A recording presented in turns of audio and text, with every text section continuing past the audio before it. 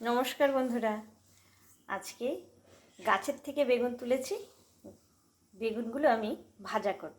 দেখুন বন্ধুরা, কি সুন্দর কেটে নিয়েছি। হলুদ দিয়ে দিলাম, লবণ দিয়ে দিলাম। তেল গরম হয়ে গেছে, এবার আমি বেগুনগুলো দিয়ে দিলাম।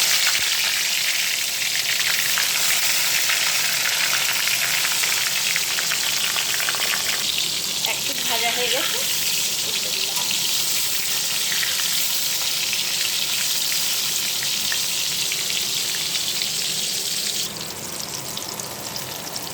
সামান্য একটু লঙ্কার গুঁড়ো। লাল লাল ঝাল ঝাল বেগুন ভাজা হয়ে গেছে। এইভাবে বেগুন ভেজে খেয়ে দেখবেন বন্ধুরা, খুবই টেস্টি লাগবে ভাতের সঙ্গে। অবশ্যই ট্রাই করবেন।